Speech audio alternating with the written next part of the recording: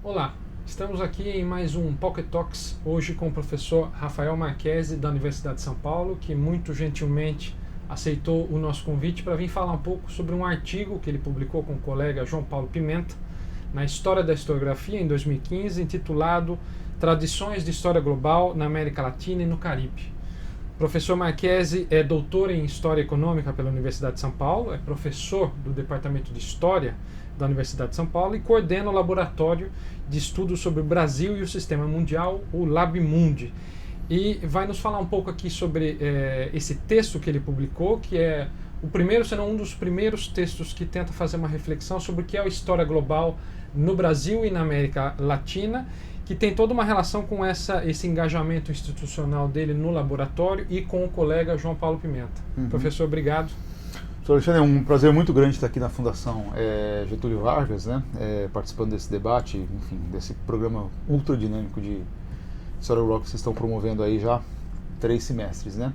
Bom, a ideia básica desse texto, esse texto foi originalmente uma encomenda que nos foi feita por um colega norte-americano, o professor Sven Beckert, para apresentar para um volume que ele está editando sobre história global praticada globalmente, né? Esse volume vai ser editado em inglês, né? Para a gente fazer um balanço da prática da história global na América Latina e no Caribe, né? Como você bem ressaltou, salvo engano meu, a gente não tem repertórios dessa natureza efetuados aqui no Brasil. Foi por isso que nós nos sentimos também estimulados a publicá-lo em português, né? A edição do livro em inglês deve demorar um tempo, pelo ritmo normal de edição de obra coletiva, né? Mas havia uma certa urgência e por isso que nós o submetemos à História da Historiografia, e que foi bem aceito pelo periódico importante, que trabalha com a temática mais ampla da produção do conhecimento histórico, né? E em linhas gerais o que a gente tentou fazer nesse texto foi mapear, a partir dos objetivos imediatos do nosso laboratório de pesquisa, procura examinar as interfaces do Brasil com a formação do sistema mundial moderno, do século XVI até século XIX, né? Quais foram as formas de escrita da história global, tal como hoje em dia se define a história global.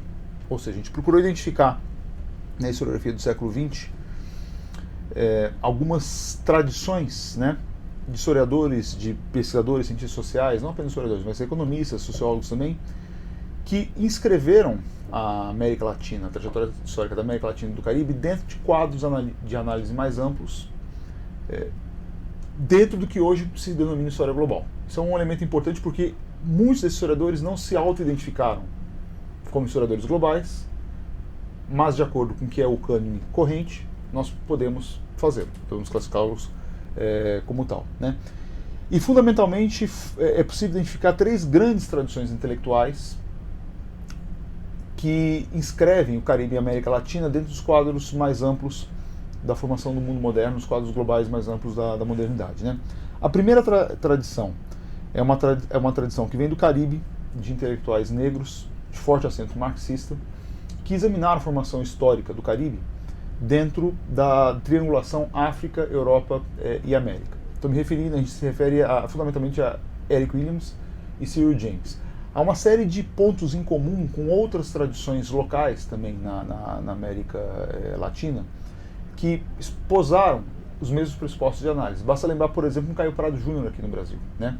Mas com acento notadamente global, creio que esses historiadores caribenhos de fato representaram uma inovação pela forma pela qual eles examinaram o tema em questão, que era a escravidão na formação da economia capitalista moderna. Essa é uma primeira tradição que nós identificamos.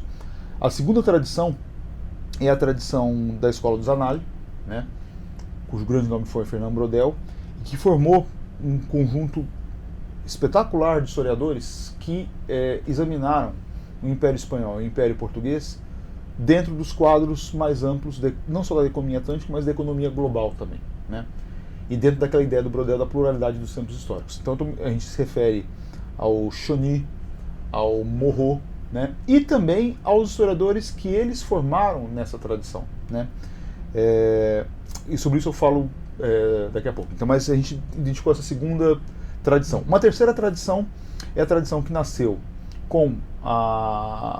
nasceu dentro dos quadros teóricos economia cepalina, né, da CEPAL, sobretudo na obra do Raul Prebisch e do Celso Furtado, que tinham essa mirada de compreender a formação histórica da América Latina em quadros de referência mais amplos, né, e que depois se desdobrou, de certo modo, na teoria da dependência, né, e que teve, a teoria da dependência, uma importância muito grande para a compreensão da América Latina nos quadros da formação global do mundo moderno, tanto pelas reações positivas que ela gerou, desdobramentos positivos, então, na obra de um Stanley Stein, na obra de um Fernando Novaes aqui no Brasil, como pelas reações negativas. Na reação, por exemplo, de Ciro Flammarion Santana Cardoso. Interessante é que tanto Ciro Flammarion Santana Cardoso como Fernando Novaes sempre tiveram uma mirada dos seus objetos que é uma mirada global. Certamente eles não se identificariam como historiadores globais, mas o jeito deles fazerem história, a combinação particular de marxismo e escola dos análises, permitiria classificá-los como tal, né? E, bom, o texto, o eixo principal dele é identificar essas três vertentes com o seguinte argumento: muito do que hoje se pratica, que se autodenomina como história global ou história atlântica ampliada, né, deita raízes nessas três tradições anteriores. Então é possível observar esse aporte. Vou me referir aqui a historiadores que são bem conhecidos aqui no Brasil, historiadores brasileiros ou não, né? É possível observar esses três aportes na obra de um Luiz Felipe de Alencastro, de um Sérgio Gruzinski, de historiadores que trabalham com as cadeias mercantis, como por exemplo a Escola da Califórnia de um Topik, José Frank, Carlos Marichal, né? É possível observar também essa herança na obra mais recente do historiador ítalo chileno Marcelo Carmagnani, né?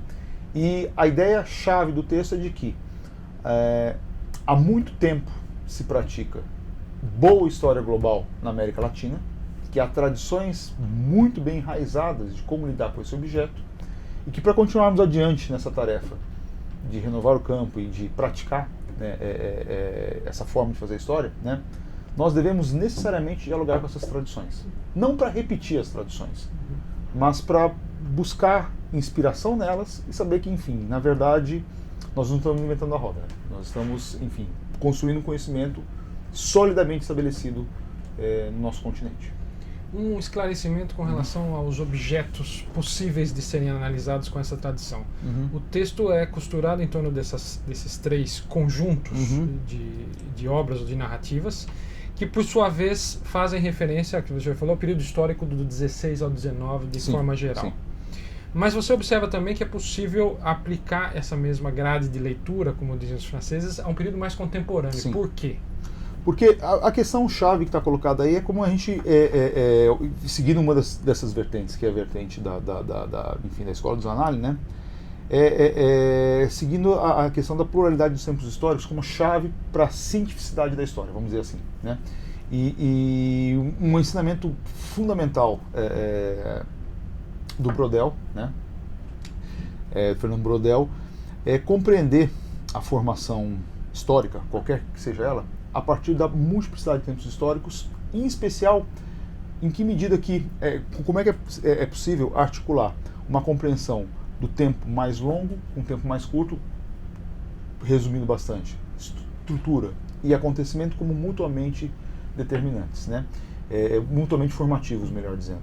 E para a compreensão de qualquer objeto de história, seja do século XX, seja do século XVI, XVII, XVIII, né? Essa dimensão múltipla do tempo histórico é uma chave essencial, né? Ou seja, você compreendeu o acontecimento como conformado por tempo longo, né? E o tempo longo sendo formado por múltiplos acontecimentos simultaneamente, né? E veja bem, para dar conta de um tempo longo, de um acontecimento qualquer, né?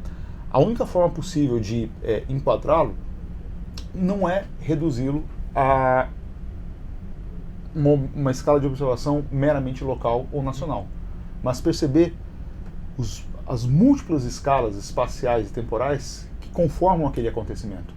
Ora, a própria forma de definir essa construção para qualquer objeto do século XX demanda uma perspectiva que seja uma perspectiva abrangente, totalizadora, global. Ótimo. Perfeito. Agradeço mais uma vez a vinda e a apresentação, professor. Muito obrigado.